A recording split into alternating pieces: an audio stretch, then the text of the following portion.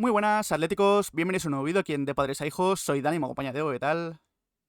Muy buenas, Dani. Y vamos con el episodio número 29 del mercado de fichajes del Atlético de Madrid, después del partido de ayer, de esa derrota, aunque siempre lo dijimos ayer y siempre lo decimos con los partidos de pretemporada, no hay que fijarse en el resultado, sino más en cómo va avanzando el equipo, cómo se va adaptando. Ya tenéis el análisis de ese partido, ese Porto Atlético de Madrid, lo dejaremos en una tarjetita por aquí arriba, pero hay que repasar otras noticias, como por ejemplo la caída definitiva, bueno, casi definitiva porque aún no es oficial el fichaje, pero ha dado el giro Hugo Fabrizio de Millot por el Atlético de Madrid, finalmente se irá a Arabia Saudí. También las alternativas que se manejan, una de ellas que suena con fuerza es Raspadori, vamos a hablar del tema también, de la lesión de Pablo Barrios, de si se va a fichar un centrocampista o no, la información que maneja Marca, de lo de Lukman y ese culebrón, ha pedido el transfer request, a ver si se soluciona la cosa favorablemente para el Atleti, aunque veremos a ver si finalmente entra el Atleti en una posible puja. También la filtración de la tercera equipación, la confirmación de la noche de bienvenida para los fichajes, del partido ante el Rayo, aunque va a ser en términos de entrenamiento. Así que todas estas noticias en este episodio 29 del mercado de fichajes del Atlético de Madrid.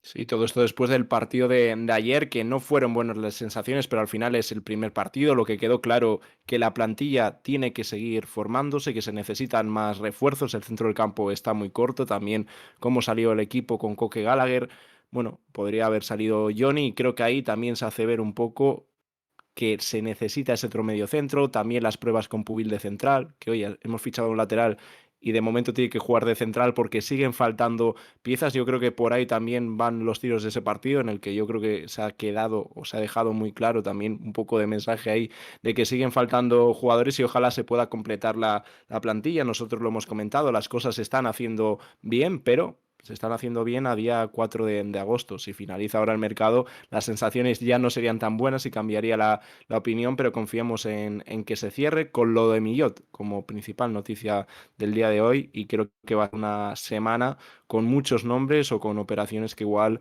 acaban dándose en poco tiempo, como han sido los otros fichajes, como el de Janko, el de Pubil, el de Ruggeri, cosas que se cierran de un día para otro, que al menos el Atleti no lo filtra. Pues arrancamos con este episodio 29 del mercado de fichajes del Atlético de Madrid.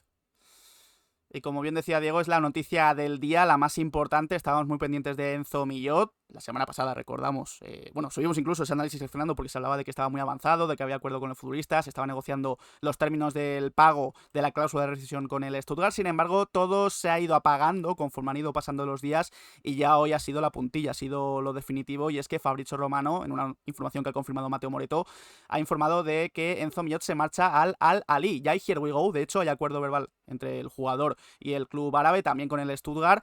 Según Arilla Díaz, el fichaje se ha cerrado en 30 millones de euros, que es más incluso de lo que se hablaba para el Atleti, se hablaba de 18, 20, 23, pues al final el acuerdo se ha cerrado en más dinero, así que se da por definitiva la caída del fichaje de Enzo Millot al Atlético de Madrid. Ya no solíamos algo, conforme iban pasando los días no iba sonando nada, y incluso algunos medios confirmaban que se iba cayendo. Por ejemplo, David Medina en Marca afirmaba que el Stuttgart se había puesto duro en las negociaciones con el pago de las condiciones del pago de Millot. El Atleti estaba negociando un pago diferido de la cláusula en vez de abonarla de manera directa. Es aquí donde existía el problema a la hora de entenderse con el Stuttgart, y ya incluso ayer por la noche Fabrizio Romano informaba que creía que había posibilidades de que la operación de Millot por el Atleti colapsase. El fichaje, dice, estaba avanzado hasta la semana pasada, pero otros clubes habían entrado en la operación. Se hablaba incluso de la Premier, del Tottenham, si no me equivoco, pero ha sido en una operación relámpago, como las que ha hecho alguna que otra vez el Atleti este verano, para el Al-Ali de Arabia Saudí. En el mundo deportivo, Javi Gómez incluso ha dicho que las condiciones del pago que proponía el Atleti al Stuttgart ha sido lo que no ha convencido al club alemán y se ha dado esta operación relámpago. Se ve incluso a Millot que no ha participado en los amistosos, parecía que podía estar avanzando con el Atlético de Madrid hasta estos últimos días, y se cae el fichaje definitivamente por el Atleti.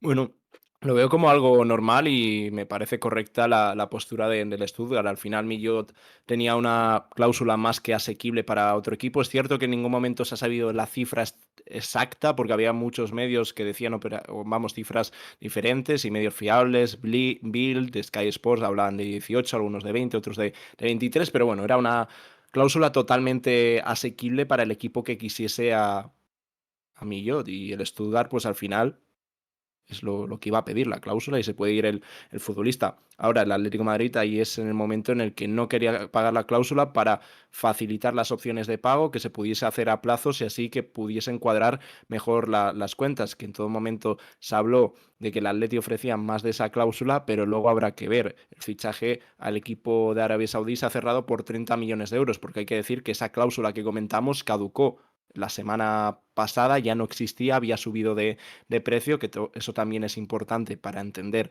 por qué pagan 30 millones de euros por el francés, y así se acaba el posible fichaje que parecía que estaba muy cerrado, porque en muchos momentos se dio casi por cerrado, que era cuestión de horas y que en los próximos días iba a viajar a Madrid y iba a firmar su nuevo contrato con el Athletic, que el jugador priorizaba, pero al final, si no conseguían llegar a un acuerdo con el Stuttgart, había el interés de otros equipos, pues al final el equipo alemán lo que va a hacer es negociar con otro equipo y que seguramente le pagase más que el Atlético de Madrid, al igual que el Atleti lo ha hecho muy bien en las otras operaciones. Aquí si quieres a un futbolista tienes que ser rápido, y ha sido un poco más operación propia del Atleti en otros mercados en los que sí, mucho suena a un jugador que parece que está muy cerca, empiezas a negociar, a querer un poco en ese caso racanear o adaptarlo a lo que mejor te viene a ti sin pensar en el equipo con el que estás negociando, y al final pues lo normal es que esas operaciones colapsen. O cierras al jugador, como lo ha hecho el Atleti, lo hemos alabado y lo hemos elogiado, que lo estaba haciendo muy bien en este tipo de operaciones,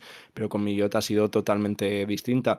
Ahora, al igual que pasó con Areso, el Atlético de Madrid, si está haciendo las cosas bien, lo que tendrías que tener ya casi atado a un sustituto de Millot, porque está muy claro, se necesita como mínimo ese central que comentamos, ese centrocampista y un regatador, eso como mínimo, porque de momento han salido más jugadores de los que han entrado, y a ver si dan con la tecla, y vamos a ver quién puede ser un sustituto para el francés.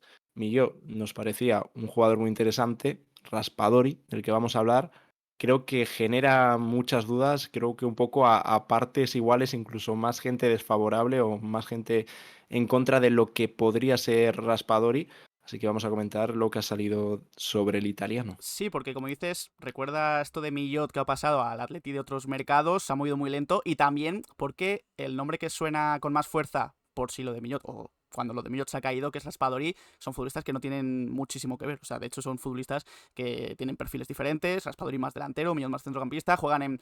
Raspadori puede jugar por la izquierda, Millot no tanto, jugamos por la derecha. Y por eso que quizás el Atleti estaría más pensando en oportunidades de mercado que en propios perfiles para reforzar al equipo. Sobre Raspadori, en Marca, David Medina, antes de que se cayese definitivamente el fichaje de Millot, decía que cobraba fuerza a Raspadori si se caía lo de Millot. Gustan al Atlético de Madrid sus cualidades, rapidez, polivalencia, que puede llegar en condiciones más ventajosas, que esto es lo que digo, oportunidad de mercado, y además es que se podrían proponer fórmulas que no tensarían la liquidez del Atlético de Madrid, como sí que ha ocurrido con Enzo Millot. En Mundo Deportivo, hoy Javi Gómara, después de la noticia de Millot al Ali, ha comentado que toca activar el plan B para el Atleti, y ese plan B podría llegar a ser Raspadori, aunque hay otros perfiles y otros jugadores que gustan también como opciones. Ya ha habido negociaciones, dice Javi Gómara, por Raspadori. El futbolista ve con buenos ojos fichar por el Atlético de Madrid, y aunque el Nápoles empezó pidiendo cerca de 30 millones de euros, llegaría por menos dinero, e incluso no se descarta que la operación pudiera darse en forma de cesión con compra obligatoria. Como digo, se manejan otras alternativas, pero Raspadori de momento es el que más está sonando como futbolista que pueda llegar al Atlético de Madrid después de la caída del fichaje de Enzo Millot. Estos son opiniones, pero a mí es un fichaje que no me convence para nada. ¿Y por qué no me convence? Aparte de que tengo dudas del nivel del jugador, aunque con el Nápoles en ciertos momentos ha sido algo importante, también el Nápoles hay que decir que pagó mucho dinero, ha tenido un rol más que secundario en la consecución del Scudetto. Y en el caso de Milló, se hablaba un poco de que no iba a ser ese regateador, que se fichaba a Milló para el centro del campo, jugar por derecha, tener competencia también a Juliano, que creo que le puede venir genial, y sobre todo tener un jugador de mucha calidad por la banda derecha. En el partido de ayer se vio, quedó totalmente inutilizada en la primera parte esa banda derecha con Llorente, Gallagher y Juliano. Son futbolistas que no te van a dar ningún tipo de salida de balón. Lenormand tampoco estuvo acertado en la salida de balón, y no puedes inutilizar un lado del campo y tener que volcar toda la izquierda, porque eres muy previsible. Y en ese caso creo que ahí un jugador como Milló podría venir bien. Y creo que si al final quieres apostar por el francés para esa posición, tendrías que buscar un jugador de ese perfil, parecido, con esas características con balón, y Raspadori no lo es. Otra cosa que se busque el regateador, que ahí podría entrar Raspadori, pero creo que necesitarías ese otro centrocampista, que igual mmm, no fichas a alguien tan ofensivo como Millot y fichas a alguien más todocampista, que eso también podría valer, pero lo suyo sería que llegase el regateador y el centrocampista, dos futbolistas en esa posición. Por eso que veo que si descartas a Millot y viene Raspadori por él, creo que ahí la dirección deportiva baila un poco y no tienes muy claro lo que realmente quieres para el equipo, porque me parecen perfiles de futbolista totalmente distintos. Pero bueno, importante lo que apunta Javi Gómara, que sí, Raspadori es un jugador que interesa, pero que hay otras alternativas. La sensación con el italiano, que bueno, interesa más por las condiciones en las que puede llegar, porque puede salir barato, porque puede salir con una cesión con opción de compra, y que el lado deportivo creo que está por debajo del económico, que se prioriza que es una operación que puede salir bien económicamente al rendimiento real de Raspadori, porque sí, igual puede aportar, pero es que no podemos estar fichando a todos los jugadores. Sí pueden aportar, no, necesitas a alguien que venga directo al 11 y que tenga algo de jerarquía, ser un jugador importante desde el primer momento, como es el caso de Baena. Creo que Johnny lo va a hacer, pero hay otros fichajes que confío que van a salir bien, Ruggeri, Janko, Pubil, pero claro que necesitan un rodaje. Creo que el Atleti necesita ese jugador que esté un nivel o un escalón por encima, como puede ser el caso de Baena, incluso Johnny. Ese estilo me parecería correcto. Sí, Raspadori creo que no cumple ese perfil, es un futbolista, como dices, muy revulsivo en el Nápoles campeón de liga, que es verdad que creo que ha sido importante en ciertos contextos y en ciertos partidos, pero creo que para un Atlético de Madrid que aspira a ganarlo todo, no sé si Raspadori, coincido contigo, se me queda algo corto, así que veremos a ver qué otros nombres suenan, porque ya decimos que hay alternativas, pero de momento Raspadori es la que más está sonando en los medios de comunicación de aquí de España para el Atlético de Madrid. Quizás está un poco tapado el tema de Lookman, que es otro futbolista que lleva interesando todo el verano y que tiene un lío tremendo con la Atalanta. Aquí vemos en pantalla el comunicado del futbolista nigeriano en el que confirma que ha pedido el transfer request. Bueno, habla también con la afición, dice un poco su versión de los hechos de cómo están las cosas con la Atalanta, y es que ¿qué ha ocurrido? Bueno, ya se ha venido comentando en los últimos días que la Atalanta ha rechazado esa oferta última del Inter, que podría ser la última, de unos 45 millones de euros entre fijos y variables. El Inter podría estar mirando ya otras alternativas para reforzarse, y lo de Lookman ha quedado bastante en stand-by. Alfredo Pedula ha informado esta última semana que Lookman solo considerará otras opciones, como por ejemplo la del Atlético de Madrid, cuando el Inter le informe personalmente que no tienen intención de subir su oferta. Y Mateo Moreto además ha añadido que para Atalanta la parte fija de la oferta es crucial, por eso han rechazado esos 45 millones de euros entre fijos y variables, porque no basta con inflar los bonus. El Inter ha tenido nuevos contactos con los agentes de Nkunku, como decía, otra alternativa, y ya ha comenzado a trabajar en ello de manera concreta. Así que lo de Lookman parece que se va enfriando con el Inter a pesar de esta petición del transfer request,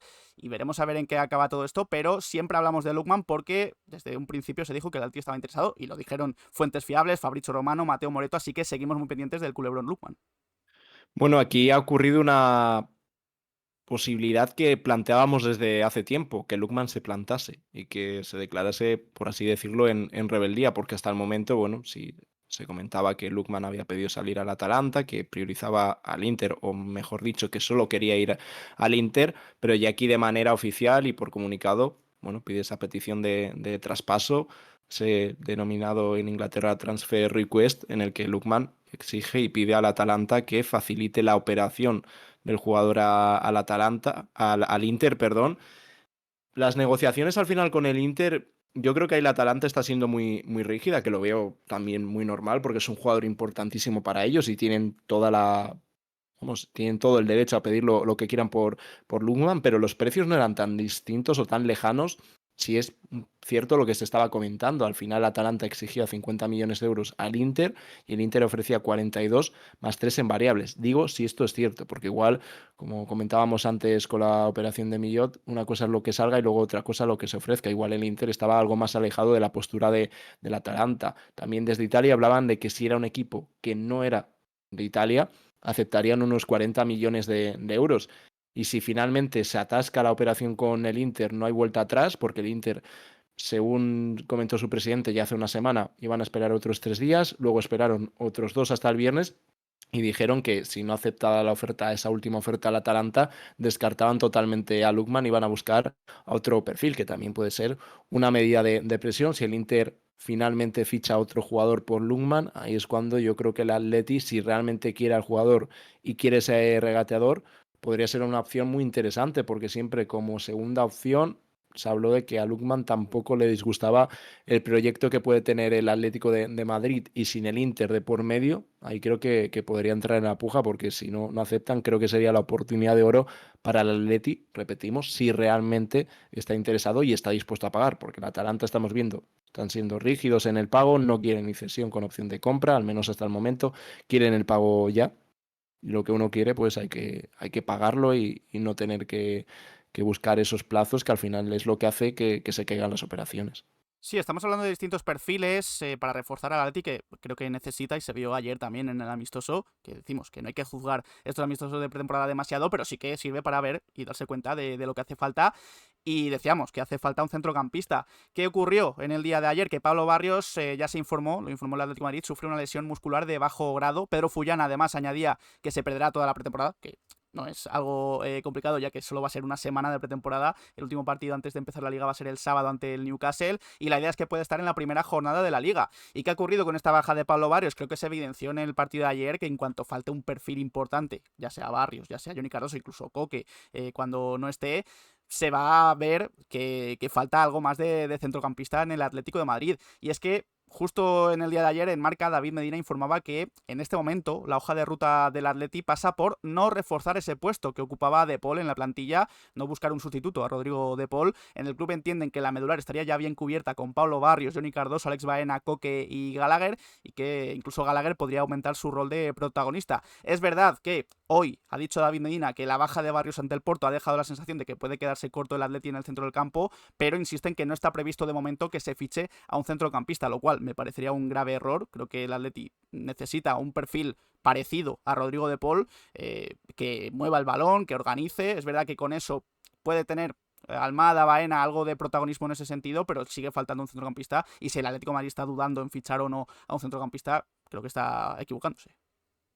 Por supuesto, sería de nuevo una cagada y caer en ser reincidente en lo que te está trayendo tantos problemas en los últimos años, el no fichar, el ver esas carencias que las ves desde el principio y no querer reforzarlas. El año pasado lo vimos también con ese 5, con ese lateral izquierdo, y cómo se desangró en muchos momentos el Atleti justo en esas posiciones, llegando a marzo, con jugadores en el centro del campo lesionados, teniendo que jugar con Reinildo y Javi Galán en el lateral izquierdo. Bueno, ellos sabrán, pero la necesidad de fichar un mediocentro, sí, ayer, como comentamos, primera prueba y se ve un poco más todo sobre el terreno de juego. Pero si lo vemos nosotros, que ya me contarás tú, lo llevamos diciendo desde que sonos De Paul para salir. Está muy claro que si sale De Paul, si quieres realmente competir por las cosas, tienes que traer otro centrocampista, igual que el tema de los centrales. Si quieres jugar con línea de 3, incluso en defensa de 4, ¿cómo vas a tener tan solo 4 centrales y 4 centrales? Jiménez, que tiene muchos problemas de lesiones, Lenglet, en quien no puedes confiar, Lenormand, vamos a ver esta temporada, y luego Janko, que puede ser un jugador que lo haga bien. Pues en el centro del campo pasa lo mismo. Lesiones hay en todos los equipos. Barrios también es un jugador que todas las temporadas tiene un paso, tiene un par de meses que está fuera. Ojalá este año no es así, pero es un jugador que es propenso a lesionarse. El año pasado con la lesión de Coque, que sí, Coque tenía un rol secundario, pero ese rol secundario estaba viniendo muy bien al Atleti, pues en el tramo decisivo de la temporada, cuando se juega todo, cuando juegas las primeras eliminatorias de Champions, el Atleti metió en la Copa del Rey y en Liga, pues otro jugador con el que no cuentas. Y no puedes ir con una plantilla tan limitada queriendo jugar 3 competiciones y queriendo competir contra esos equipos en Champions, incluso en Liga, que sí, que hay que ganar en los campos de abajo, pero en esos campos de abajo también se gana con ese fondo de armario para llegar fresco, para llegar bien, y es lo que puede y hace el Real Madrid y el Fútbol Club Barcelona, que ahí es un poco donde está más la diferencia. Pero lo de Barrios evidencia más la necesidad, pero era algo que era obvio cuando sale Rodrigo de Paul. ¿Por qué? Porque De Paul ha sido el año pasado un jugador muy importante, que sí, que jugaba cuando le daba la gana, que era muy regular, pero cuando estaba bien, el equipo lo agradecía muchísimo, y necesitas un jugador de ese estilo, un jugador que quiera el balón, porque tienes a Almada, que va a bajar a la base de creación, Baena más de lo mismo, pero necesitas un mediocentro puro que también sea capaz de hacer eso y complementar a Barrios y a Johnny Cardoso sobre todo, que yo creo que va a ser el doble pivote titular, y también darle la posibilidad de jugar con otro jugador en el centro del campo si se juega con tres centrales y tener esos tres mediocentros, que ahí Gallagher podría tener algo más de encaje incluso. Así que yo creo que está muy claro. Y en la ambición que va a tener el Atleti en este mes se va a ver un poco y va a marcar un poco hasta dónde puede llegar. Si el Atleti es ambicioso, fichará como mínimo esos tres perfiles, y si no, pues sí, has hecho trabajo, has fichado gente joven, pero de nuevo te quedarías a medias. Es que además confiar en Gallagher, en Marcos Llorente como sustitutos de Rodrigo de Paul es que no tienen nada que ver estos centrocampistas con Rodrigo de Paul, así que lo dicho, creo que el Atleti necesita ese tipo de futbolista como Rodrigo de Paul. Se ha hablado, por cierto, se ha rumoreado bastante el tema de Marc Asado, desde que Nas se dijo que el Barça lo había puesto en venta. Bueno, Edu Burgos ha dicho que el Atleti no ha sido uno de los clubes que más ha preguntado, así que de momento cerramos un poco el capítulo de Marc Asado, veremos a ver cómo avanza la cosa, pero bueno, es uno de los nombres que más se han rumorado también en los últimos días, como ese centrocampista que podría gustar al Atlético de Madrid. Antes de seguir con más noticias, si os está gustando el vídeo, pues dejar un like, darle al botón de suscribirse y a la campanita para que os lleguen las notificaciones cada vez que subimos vídeo de padres a hijos y estar al tanto de toda la información del Atlético de Madrid. Lo seguimos diciendo, estamos muy cerca ya de los 9.300 suscriptores, así que os animamos a todos a suscribiros porque estamos camino de los 10.000 en general aquí en YouTube. Seguimos con más información porque, bueno, esta es de última hora. Janko ya ha sido inscrito en la liga. Ya han sido inscritos todos los fichajes, excepto Marc Pubil, si no me equivoco. Así que la última inscripción ha sido la de Janko. Esto también es buena noticia, que el Atleti no tenga ningún problema para inscribir a sus futbolistas. Así que, bueno, Janko inscrito, importante, y un Janko que va a estar el próximo jueves 21 de agosto a las 9:30 de la noche en el Metropolitano para esa noche de bienvenida. Ya lo ha confirmado el Atlético de Madrid. Va a repetir lo que ya hizo el año pasado con los fichajes del primer equipo masculino, del primer equipo femenino y del Atlético madrileño. Hay que decir que la entrada es gratis para socios y de 12 euros para los no socios. Creo que es una buena iniciativa, creo que es algo que creo que funcionó la temporada pasada. Es verdad que va a haber muchos fichajes si contamos todos los equipos del Atlético de Madrid, como digo, el masculino, femenino y el Atlético madrileño, pero es que además, como hemos dicho durante todo el mercado, esperamos más fichajes. De aquí al 21 de agosto, estamos a día 4, yo creo que deberían cerrarse bastantes de los fichajes que estamos pidiendo, y si no se cierran para esas fechas, veremos a ver cómo acaba el mercado, porque creo que ese día, esa noche, puede ser muy importante de dar la bienvenida a los fichajes y esperemos que estén todos o prácticamente todos. Sí, a mí me parece una muy buena iniciativa que ya funcionó el año pasado, y creo que el Atleti acierta. Es cierto que es un jueves a las 9:30 es tarde, pero hay mucha gente de vacaciones, y sobre todo los niños, que yo creo que son los que más pueden disfrutar de un evento de estos, seguramente puedan ir al campo, ver los fichajes y, bueno, ojalá haya la ilusión que hubo el año pasado, que creo que la va a haber. Es un poco más tarde, yo creo que el año pasado fue antes, no había Sí, creo que empezado sí. la liga o sí. Fue antes de empezar la liga, si no me Y equivoco. fue antes de empezar la liga. Y ya te digo, me parece un acierto del Atleti que haga estas cosas, que acerca un poco más a los jugadores, a la afición. También ya comentando, porque hay gente que se pregunta, el miércoles el Atleti juega a las 8 de la tarde frente al Rayo Vallecano en el Cerro del Espino. La pregunta es, ¿y por qué no juegan en el Metropolitano? Porque sería una grandísima noticia que pudiésemos disfrutar de ese partido en directo. El tema que el césped tampoco es que esté muy bien por el tema de los conciertos, seguramente lo estén empezando ya a arreglar, y va por eso, más que yo creo que es un partido que si hubiese estado el césped bien, hubiésemos disfrutado en el Metropolitano, pero va por el tema de los conciertos que ha habido en las últimas semanas en el Metropolitano. Pero bueno, eso va a quedar como anécdota. Hay que ver si se puede televisar. En principio no se ha anunciado nada y da la sensación de que pueda ser a puerta cerrada. Y la segunda prueba tenemos serias dudas de que se pueda ver. Sí, lo ha informado el Chiringuito primero y lo ha confirmado Pedro Fullana. Lo que dices, que Atleti y Rayo van a jugar ese amistoso, pero dice Pedro Fullana que va a ser con carácter de entrenamiento. Así que parece que no se va a televisar este miércoles, como decimos, 6 de agosto a las 8 de la tarde, y va a ser finalmente en el Cerro del Espino. Se hablaba del Estadio de Vallecas, pero el Estadio de Vallecas está de obras, así que se jugará en el Cerro del Espino, ya digo, con carácter de entrenamiento. Otro partido amistoso que ha tenido lugar últimamente ha sido el del Atlético madrileño, el primero del Atlético madrileño esta pretemporada, ante la Gimnástica Segoviana. 1-3 ganó el Atlético de Madrid, el Atlético madrileño, con goles de Iker Duque, Puric y Javi Serrano. Pudimos ver ayer, incluso ante el Porto, algunos de los canteranos del Atlético de Madrid. Así que, oye, oye, también que se vaya preparando el Atlético madrileño, el Atlético de Madrid femenino, que aún no ha empezado los amistosos, sí que ya ha empezado la pretemporada, porque esperamos que sea una temporada muy buena para todos los equipos del Atlético de Madrid. Además que el Atlético madrileño yo creo que tiene el objetivo principal de subir a segunda división y para eso se está reforzando con futbolistas ya consagrados y no tanto con jóvenes promesas para la primera Real Federación. Otra noticia también importante, que consideramos importante, ya sabéis que nos gusta mucho el tema de las camisetas, es que Footy Headlines ya ha filtrado la tercera equipación de esta próxima temporada, la temporada 25-26 del Atlético de Madrid. Es justo como se dijo en la última versión, es verdad que ha ido cambiando conforme han ido pasando los meses, se dijo incluso que podía tener incluso algún detalle más en rojo. Finalmente, este fue el diseño que se dijo que iba a ser, se ha filtrado ya en la tienda, supongo, en un almacén del Atlético de Madrid y oye, con este diseño de Total 90 que van a tener prácticamente todas las terceras equipaciones de los equipos élite de Nike, me gusta bastante, el color está bastante bien, ese azul me gusta, el detalle en blanco, el escudo en el centro, es verdad que no termino de entender muy bien porque la segunda El equipación, cierre. el cierre también, y bueno, lo de los colores, porque la segunda equipación va a ser también azul en un tono más oscuro y esta es azul en un tono más claro, no sé si va a haber muchas oportunidades para vestir esta tercera equipación, esperemos que sí, porque me gusta, pero bueno, ya se ha filtrado esta tercera.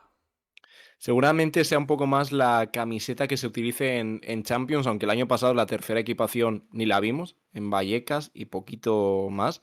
A mí personalmente me gusta mucho, lo único que he leído a mucha gente que le parece horripilante. Ya sabemos, para gustos, colores y en el tema camisetas, nunca mejor dicho. A mí me chirría un poco ese cierre, pero no sé, me gusta mucho la camiseta, el escudo en el centro. Es cierto que el patrocinador, pero bueno, ya lo comentamos en la primera camiseta y en la segunda, que queda raro la forma en la que meten ese logo de Retail, pero el dinero es lo importante y lo dicho, a mí me gusta mucho. Creo que también influye los buenos recuerdos que me trae Total 90.